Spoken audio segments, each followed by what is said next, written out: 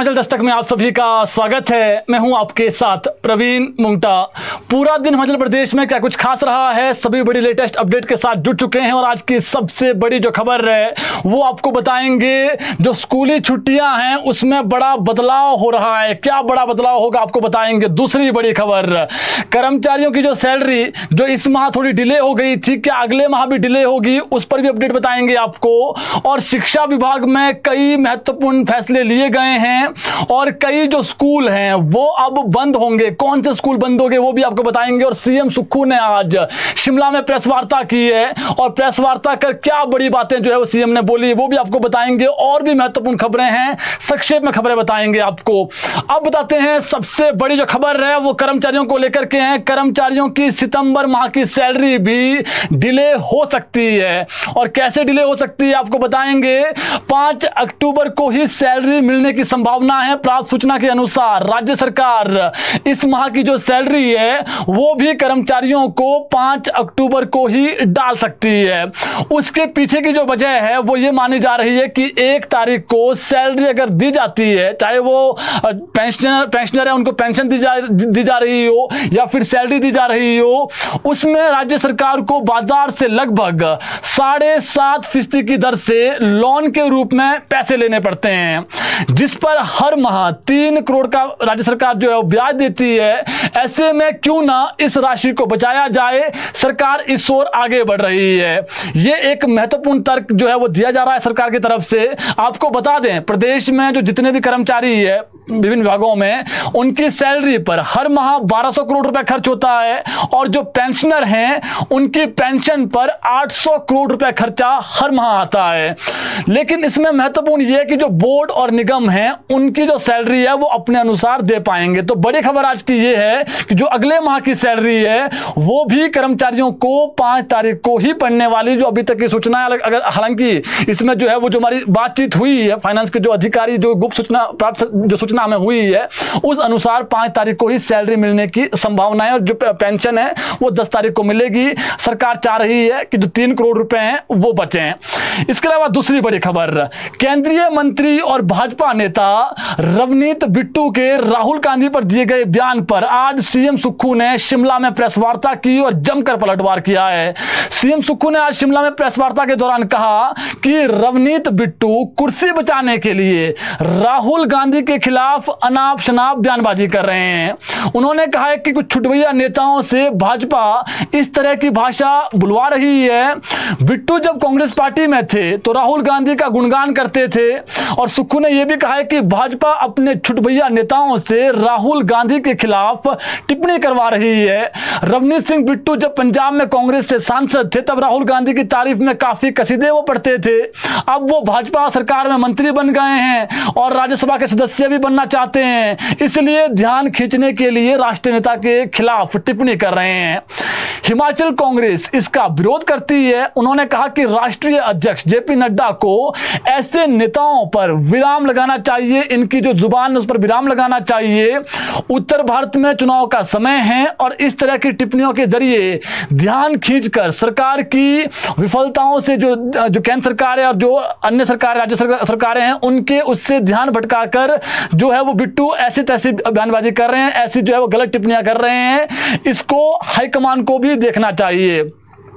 कुल मिला के देखें, राहुल गांधी पर जो एक टिप्पणी की गई थी और उस पर आज पलटवार किया है उस नेता के खिलाफ कि ये अनाप शनाप बयानबाजी कर रही है। इसमें भाजपा देखें, राहुल गांधी जो सीएम ने कहा, राहुल गांधी देश के एक सम्मानित नेता है और राहुल गांधी की नीतियों व कार्यक्रमों से कांग्रेस पार्टी की विचारधारा मजबूत हुई है। वहीं राहुल गांधी के खिलाफ हेट स्पीच मामले में दोपहर बाद महिला कांग्रेस ने भी डीसी ऑफिस के बाहर प्रदर्शन किया। महिला कांग्रेस की अध्यक्ष जैनब चंदेल ने राहुल गांधी पर की जा रही टिप्पणियों के लिए भाजपा नेताओं पर जमकर जुबानी हमला बोला। दरअसल मामला क्या है, दरअसल केंद्रीय मंत्री और भाजपा नेता रवनीत सिंह बिट्टू ने 15 सितंबर को राहुल गांधी को आतंकवादी बताया। उन्होंने कहा कि राहुल गांधी हिंदुस्तानी नहीं है। उन्होंने ये जो है वो तीखी टिप्पणी की है और उनको भारत से प्यार भी नहीं है, ये भी उन्होंने आरोप लगाया है। राहुल ने पहले मुसलमानों का इस्तेमाल करने की कोशिश की लेकिन ऐसा नहीं हुआ तो वो अब सिखों को बांटने की कोशिश कर रहे हैं। तो रवनीत सिंह बिट्टू का ये बयान था और उसके बाद अब जो कांग्रेस है वो मुखर हो गई और क्या जो बयान है वो आज सीएम सुक्खू ने दिया है, आपको हमने बता दिया है। इसके अलावा बात करें एक और महत्वपूर्ण खबर को लेकर के, कम बच्चे वाले जो प्राइमरी स्कूल है सरकार उसको बंद कर चुकी है और जो मिडिल स्कूल है उनको भी बंद कर चुकी है। लेकिन सबसे बड़ी खबर आज की, कम बच्चों वाले जो हाई और सेकेंडरी स्कूल हैं राज्य सरकार उनको भी अब मर्ज और बंद करने वाली है। कैसे बंद करेगी बताते हैं आपको। जिन हाई स्कूलों में और जिन सेकेंडरी स्कूलों में 20 से 25 के बीच यानी 25 से कम बच्चे हैं, राज्य सरकार उन स्कूलों को जो दूसरा स्कूल वहां पर है वहां पर मर्ज करेंगे। जहां पर बहुत कम बच्चे हैं उन स्कूलों को तो बंद ही किया जाएगा। यानी अब जो स्कूल हैं, मान लीजिए एक हाई स्कूल है वहां पर बच्चे हैं 18, तो फिर वो स्कूल बंद होकर के जो दूसरी जगह स्कूल है वहां पर उन बच्चों को भेजा जाएगा जो साथ में ही होगा। इस कैबिनेट में फैसला होना है, लेकिन शिक्षा विभाग ने ये बड़ा फैसला ले लिया है और ये इसमें जो है वो 49 और 25 के आसपास ये स्कूल है, 49 एक स्कूल है, 25 एक स्कूल है, इनको मर्ज किया जाएगा और कैबिनेट में इसको लेकर के फैसला होगा। तो कुल मिला के देखें इसमें जो शिक्षा मंत्री रोहित ठाकुर उन्होंने ये तर्क दिया है कि हमें अब गुणवत्तापूर्ण शिक्षा देनी है। जहां पर 18 बच्चे हैं वहां पर कुछ जगह पर बच्चे जो शिक्षक है वो कम हैं। ऐसे में हम चाह रहे हैं कि हम एक जगह पर पूरा स्टाफ दें ताकि ना शिक्षकों की कमी हो और वहां पर जो है वो हर प्रकार की जो सुविधा है वो हम स्कूलों में मुहैया करवा सकें, ताकि बच्चे जो है वो एक जो कंपटीशन बच्चों में होता है वो देखने को मिले। तो ये सरकार ने निर्णय लिया है, अब कैबिनेट में जाएगा और फिर ये जो स्कूल है वो बंद होंगे। इसके अलावा शिक्षा विभाग की सबसे बड़ी जो खबर है वो छुट्टियों के शेड्यूल को लेकर के, जो स्कूलों की छुट्टियां हैं उसमें बड़ा बदलाव होने वाला है। क्या बदलाव होने वाला है और अन्य क्या डिसीजन हुए हैं बताते हैं आपको। शिक्षा मंत्री रोहित ठाकुर ने बीती रात सचिवालय में शिक्षा विभाग की बैठक की अध्यक्षता करते हुए अधिकारियों के साथ विभिन्न विषयों पर मंथन किया। ये बीते कल रात का है, आज भी जो है वो शिक्षा मंत्री ने बैठकें की है और उससे पहले कल ही सीएम के साथ जो शिक्षा विभाग के अधिकारी हैं और शिक्षा मंत्री है उन्होंने बैठक की थी। रात को जो हुआ था बैठक में वो आपको हम बता रहे हैं, उसके बाद बताएंगे दिन को क्या हुआ है। शिक्षा मंत्री ने कहा कि हिमाचल प्रदेश स्कूल शिक्षा बोर्ड की मेरिट में आए 10वीं और 12वीं के जो मेधावी बच्चे हैं उनको अब देश और विदेश में एक्सपोजर विजिट पर भेजने के लिए मानक तय किए जाएंगे। यानी जो बच्चे मेधावी है 10वीं और 12वीं में आपने टॉप किया है उन बच्चों को एक्सपोजर विजिट के लिए राज्य सरकार अपने पैसे से अपने खर्चे से विदेश भेजेगी, ताकि वहां पर किस तरीके से पढ़ाई होती है बच्चों को जो है वो एक्सपोजर मिल सके। ये हो गया। इसमें 20 विद्यार्थी 10वीं और 12वीं, अन्य जो 10 विद्यार्थी है खेल सांस्कृतिक गतिविधियों, एनसीसी, एनएसएस और भारतीय स्काउट एंड गाइड से भेजने की सिफारिश की जाएगी। कैबिनेट में यह होना है, इस पर अंतिम फैसला राज्य सरकार शीघ्र लेगी। शिक्षा मंत्री ने निर्देश दिए कि विद्यार्थियों की शिक्षा के लिए दृढ़ समर्पित शिक्षक ही एक्सपोजर विजिट पर भेजे जाएं। यह भी महत्वपूर्ण है, इस पर सरकार ध्यान देगी। सरकारी विद्यालयों में विद्यार्थियों की संख्या बढ़ाने के लिए असम, छत्तीसगढ़ और गुजरात द्वारा अपनाए गए मॉडल पर भी राज्य सरकार मंथन करेगी। बैठक में समग्र शिक्षा की ओर से 3री, 6ठी और 9वीं कक्षा के जो विद्यार्थी हैं, राष्ट्रीय उपलब्धि जो सर्वेक्षण है, नेशनल अचीवमेंट सर्वे, इसमें जो प्रदर्शन को लेकर प्रस्तुति दी गई, इसमें हाल ही में 1,61,000 जो विद्यार्थी है उनकी कृत्रिम मेधा आधारित जो परीक्षा है वो ली गई। इसमें 13,000 जो विद्यालय हैं उसमें ये परीक्षा का जो आयोजन है वो किया गया। इस परीक्षा से जो है वो विषयवार विद्यार्थियों की जो प्रगति रिपोर्ट है वो मिली है। शिक्षा मंत्री ने इस पर संतोष जताते हुए भविष्य में और बेहतर प्रदर्शन करने के लिए विभागीय अधिकारियों को निर्देश दिए हैं। शिक्षा मंत्री ने कहा कि राष्ट्रीय उपलब्धि सर्वेक्षण एक ऐसा पैमाना है जिसके जरिए विद्यार्थियों के सीखने की उपलब्धियों को लेकर जानकारी प्राप्त की जा सकती है। शिक्षा मंत्री ने कहा कि नवंबर में ली जाने वाली राष्ट्रीय उपलब्धि सर्वेक्षण की परीक्षा को चुनौती के तौर पर लिया जाए और उन्होंने कहा कि शिक्षा विभाग के सभी जितने भी विंग हैं वो मिलकर और समन्वय से कार्य करें ताकि विभाग द्वारा उठाए जा रहे जो सुधारात्मक कदम हैं उसके जो परिणाम हैं वो सार्थक आ सकें। इसके अतिरिक्त विद्यालय में चपरासी कम चौकीदार तथा मल्टीटास्क वर्कर की भर्ती को लेकर के भी मंथन हुआ है कि अगर जरूरत है तो हम वो भी करेंगे। विद्यालयों में देखिए सबसे महत्वपूर्ण, जितने भी स्कूल प्रदेश में हैं सरकारी स्कूल, वहां पर जितने भी स्कूलों में एनुअल फंक्शन होंगे उसको लेकर के डेट फाइनल हो गई है। अब आपको विद्यालयों में वार्षिक समारोह 30 नवंबर से पहले करवाने होंगे और महाविद्यालयों में यानी कॉलेजों में भी वार्षिक वितरण जो समारोह है, पारितोषिक जो वितरण समारोह है, वो 20 फरवरी तक आयोजित किए जाने को लेकर के चर्चा की गई है। तो ये मान के चलिए कि अब सरकार ने टेंटेटिव डेट दे दी है कि बच्चों की जो पढ़ाई है, बोर्ड परीक्षाएं होती है और जो महाविद्यालय के बच्चों की अपनी पढ़ाई होती है, अपने एग्जाम होते हैं, उसमें बाधा ना आए, बच्चों की पढ़ाई में कोई बाधा ना आए, 30 नवंबर से पहले जो है वो स्कूलों में और जो महाविद्यालय वहां पर 20 फरवरी से पहले जो है वो एनुअल फंक्शन कराए जाए, इसको लेकर सहमति हुई है। सबसे बड़ी खबर, अब देखिए राज्य सरकार ने एक और डिसीजन लिया है क्योंकि जो फीडबैक है वो बहुत सारे जो संगठन बने हुए हैं कर्मचारियों के, जितने भी टीचर्स हैं उनको लेकर के, अब देखिए जो शीतकालीन और ग्रीष्मकालीन विद्यालय है वहां पर छुट्टियों को लेकर के अधिकारियों ने सुझाव दिए हैं। और सूचना ये है, हमारी जो सूचना है कि लाहौल स्पीति में अब विंटर की छुट्टियां होगी। ये बहुत बड़ी खबर है क्योंकि इससे पहले जब वहां पर बर्फबारी होती थी तो बच्चों को स्कूल जाना पड़ता था, तो अब लाहौल स्पीति में विंटर की छुट्टियां होगी। सुझाव दिया गया है, कैबिनेट से इस पर डिसीजन होना है, लेकिन लाहौल स्पीति में जो हमारी सूचना है छुट्टियां अब विंटर की होगी। और दूसरा जो एक और सुझाव आता रहा है बीच में, हालांकि कुछ जो टीचर्स संगठन है वो कहते हैं कि पुरानी तरीके से छुट्टियां होनी चाहिए, कुछ टीचर संगठन कहते हैं कि जो ये जब मानसून बीच में आता है तो छुट्टियों में थोड़ा सा जो है वो छुट्टियां पहले हो जाती है मानसून ब्रेक, और बाद में जो है वो मानसून बाद में आता है। तो इस पर भी सरकार ने विचार किया है, इस पर डिसीजन लेना है, लेकिन ये तय है कि लाहौल स्पीति में विंटर की छुट्टियां होगी और इस पर बहुत जल्दी सरकार निर्णय ले लेगी और इस पर भी मंथन हुआ है। इसके अलावा किराए पर लिए गए महाविद्यालयों के भवनों को मर्ज विद्यालय के खाली हुए भवनों में स्थानांतरित करने पर भी सहमति बनी है। यह भी बहुत महत्वपूर्ण है कि जो महाविद्यालय के भवन हैं, भवनों को अब मर्ज विद्यालयों के खाली हुए भवनों में स्थानांतरित करने पर भी सहमति बनी है। शिक्षा मंत्री ने कई वर्षों से बाहरी राज्यों में, यह भी महत्वपूर्ण खबर है, जितने भी स्कूल जो टीचर्स हैं, जो अधिकारी है, जो डेपुटेशन पर बाहरी राज्यों में गए हैं, चाहे वो शिक्षक हो अधिकारी हो, उनका भी रिकॉर्ड तलब किया गया है।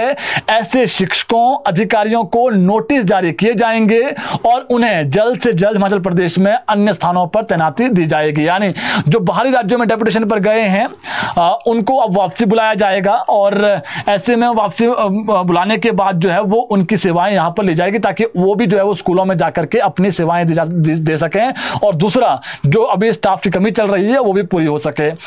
अब ये हमने आपको बता दिया डिसीजन जो रात को हुए हैं। आज क्या हुआ है, आज शिक्षा विभाग की एक महत्वपूर्ण बैठक थी। आज राजकीय प्राथमिक शिक्षक संघ के प्रतिनिधि मंडल ने प्रदेश अध्यक्ष जगदीश शर्मा के नेतृत्व में शिक्षा मंत्री से मुलाकात की।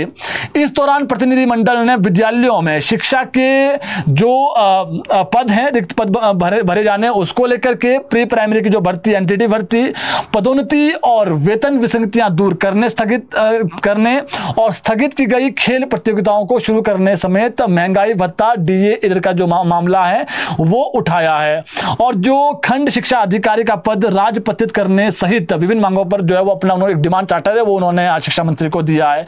लेकिन इसमें जो सबसे बड़ी खबर है वो ये है कि जो स्कूलों में 12 साल से कम जो बच्चे होते हैं, 11 वर्ष तक के बच्चे होते हैं, उनके जो टूर्नामेंट है वो बीच में नहीं हो पाए।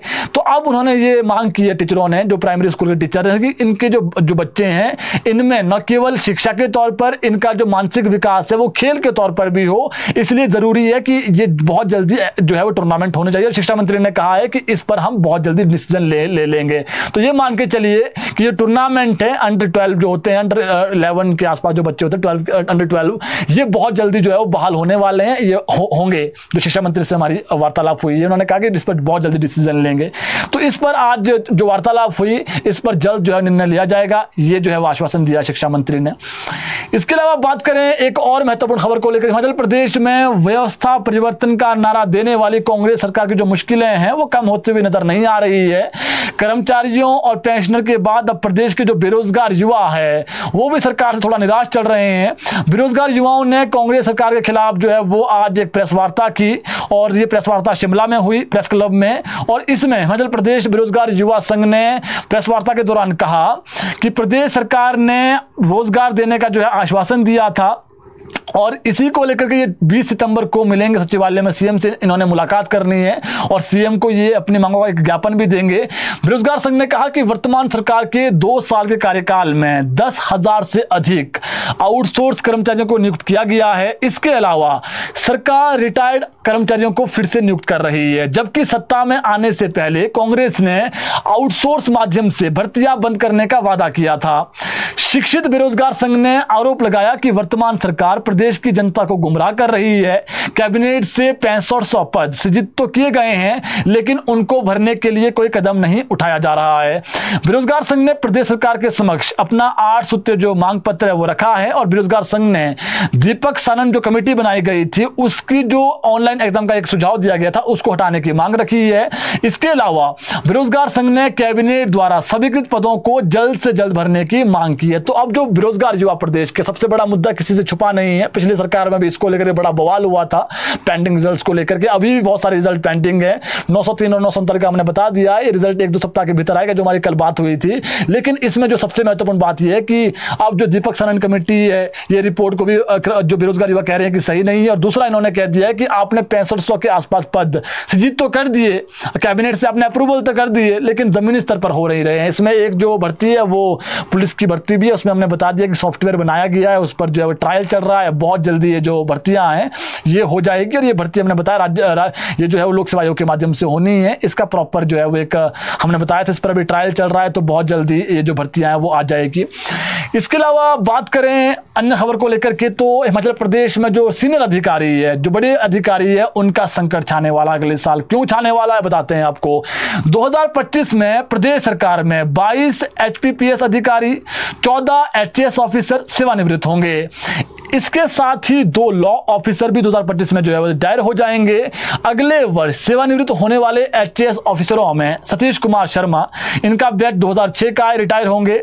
आशीष कुमार कोहली 2006 बैच, ये भी रिटायर होंगे। सुषमा वेट्स 2009 ये रिटायर होगी। हरि सिंह ये भी रिटायर होने, हरि सिंह राणा। इसके अलावा ताशी संदूद ये भी रिटायर होने हैं। संजय कुमार धीमान, हरीश, इसके अलावा संजीव सूद, विवेक महाजन, सुरेंद्र माल्टू, प्रवीण कुमार टाक, यादवेंद्र पॉल, इसके अलावा बिमला देवी, मनोज कुमार, और इसके अलावा 2021 बैच के HAS ऑफिसर ये भी रिटायर होने हैं। मनोज कुमार 2021 बैच के ऑफिसर है, ये सब रिटायर होने हैं, सेवानिवृत्त होने 2025 में। इसके साथ ही 18 HPPS यानी कि स्पेशल प्राइवेट सेक्रेटरी भी, HPSS यानी कि स्पेशल प्राइवेट सेक्रेटरी भी जो है वो रिटायर होने 2025 में, जो हमने ऊपर पढ़ा था HPSS था, माफी चाहूंगा, 2025 में सेवानिवृत्त होने। इसमें जगदम्बा देवी, प्रदीप कुमार, इसके अलावा तोताराम परमार, बलवीर सिंह और जगन्नाथ उपाध्याय, अनिल कुमार कटोच, तुलिका शर्मा, इसके अलावा अमर सिंह, सीमा सागर, दिनेश कुमार गुप्ता और दुर्गेश, नंदिनी भुवनेश्वर शर्मा, इसके अलावा रीता वालिया, प्रताप सिंह, सुशील कुमार, कविता सूद ये जो है वो रिटायर होने हैं। और दलजीत कुमार और नरेंद्र कुमार भारद्वाज ये सब 2025 में रिटायर होने हैं। इसके अलावा जो 2 पर्सनल स्टाफ कैडर के HPS अधिकारी है, पर्सनल स्टाफ कैडर के जो HPSS जो पदाधिकारी है, अधिकारी है, ये भी रिटायर होने हैं। तो इसमें बसंत कुमार भट्ट, अनूप कुमार, सुरेश कुमार, अश्विनी कुमार ये सेवानिवृत्त हो जाएंगे अगले साल। इसके अलावा सरकार के विधि विभाग में राजेंद्र सिंह तोमर, बबीता नेगी भी, ये भी अगले साल रिटायर हो जाएंगे जी। तो सरकार की ओर से आज इसको लेकर के जो है वो कार्य विभाग ने आज अधिसूचना जारी कर दी है। ऐसे में अगले साल प्रदेश में जो वरिष्ठ अधिकारी हैं, सेक्रेटरीट में जो अपनी सेवाएं दे रहे हैं अधिकतर, ये सभी जो है वो रिटायर हो जाएंगे, फिर वरिष्ठ अधिकारियों की कमी खलेगी। इसके अलावा एक अच्छी खबर ये है, प्रदेश में मतलब प्रदेश सरकार ने 33 जो मेडिकल ऑफिसर हैं उनको पदोन्नत कर BMO बना दिया है। और ऐसे में प्रमोशन के साथ ही सभी ब्लॉक मेडिकल ऑफिसरों को नई तैनाती भी दे दी गई है। ऐसे में प्रदेश के जो दूर दराज के इलाके हैं वहां पर डॉक्टरों की कमी से जूझ रहे लोगों को अब लाभ होगा और उन्हें अब घर द्वार पर जो है वो उपचार के लिए जो डॉक्टर है वो मिलेंगे। जहां पर डॉक्टरों की ज़्यादा जरूरत है वहीं पर जो है वो BMO पद पर पदोन्नत हुए मेडिकल ऑफिसरों को सरकार ने भेज दिया है। इनका जो स्टेशन है वो भी दे दिए गए हैं। इसके अलावा एक देश की सबसे बड़ी खबर है आज की, मोदी कैबिनेट ने देश में एक देश एक चुनाव प्रस्ताव को मंजूरी दे दी है। काफी पहले से चला हुआ था लेकिन आज कैबिनेट से इसको हरी झंडी मिल गई है।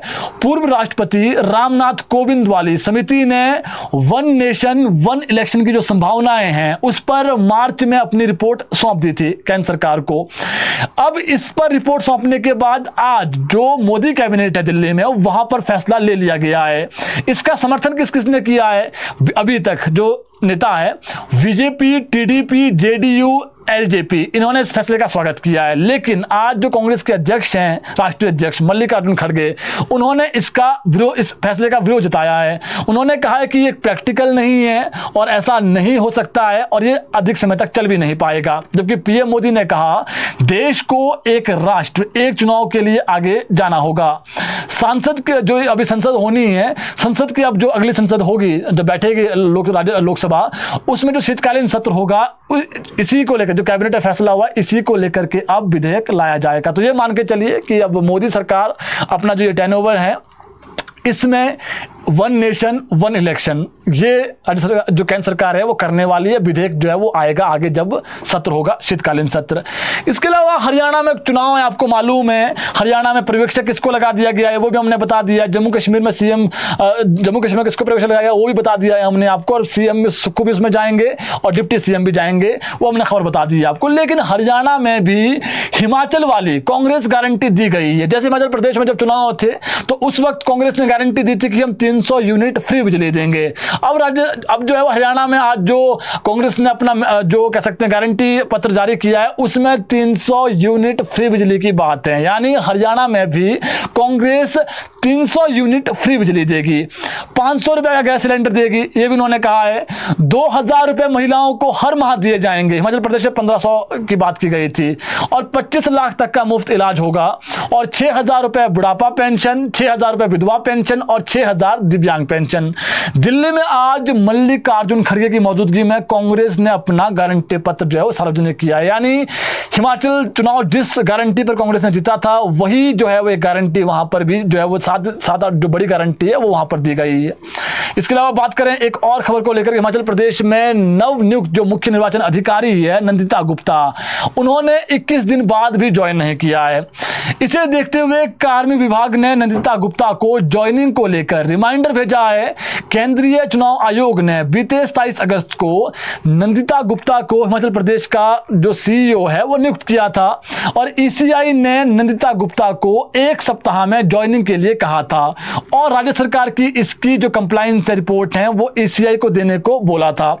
लिहाजा कार्मिक विभाग ने नंदिता गुप्ता को रिमाइंडर भेजकर ज्वाइन नहीं करने का कारण पूछे हैं। नंदिता गुप्ता हिमाचल कैडर की आईएएस ऑफिसर 2011 बैच की और वही अब दिल्ली में भी वो सेवाएं दे रही थी इससे पहले, और अभी अब ज्वाइन नहीं किया है तो आप कह सकते हैं ज्वाइन नहीं किया तो दिल्ली में ही होगी। हिमाचल की सीईओ बनने के बाद नंदिता गुप्ता एक बार हिमाचल जरूर आई थी लेकिन उन्होंने ज्वाइन नहीं किया। हिमाचल में उन्हें सीईओ मनीष गर्ग की जगह लेनी है।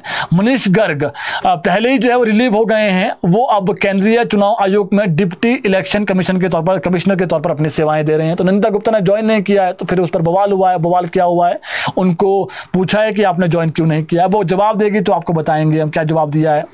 इसके अलावा बीती रात हिमाचल प्रदेश की राजधानी शिमला के नेरवा के अंतर्गत नेरवा से करीब 5 किलोमीटर दूर न्योटी लिखावटी संपर्क मार्ग पर एक स्विफ्ट कार दुर्घटनाग्रस्त हो गई। बहुत दुखद खबर है। कार में सवार होकर जो चचेरे भाई बहन हैं वो नेरवा से घर की तरफ जा रहे थे। इसी दौरान यह हादसा हुआ। कार हादसा मनकोली गांव के समीप यह हादसा हुआ है और इसमें जो युवती थी 29 वर्ष की उम्र बताई जा रही है, इसकी मौके पर ही मौत हो गई और जो युवक है वो घायल हो गया। घायल को सिविल अस्पताल नेरवा लाया गया जहां से उसको प्राथमिक उपचार के बाद आईजीएमसी रेफर किया गया है। वही जो मृतक युवती की पहचान है 29 वर्षीय काजल गांव नेवटी के रूप में हुई है, नेवटी के रूप में हुई है और ये नेरवा की रहने वाली थी, नेवटी की रहने वाली थी। बहुत दुखद खबर है। जबकि घायल युवक की पहचान 30 वर्षीय उदित नेगी गांव नेवटी तहसील नेरवा के रूप में की गई है नेवल्टी। तो ये बहुत दुखद खबर है। इसके अलावा बात करें शिमला जिले में बिजली ट्रांसफर जो चोरी के मामले में पुलिस को बड़ी कामयाबी हाथ लगी है। पुलिस ने चोरी मामले का पर्दाफाश करते हुए 5 नेपालियों को गिरफ्तार किया है।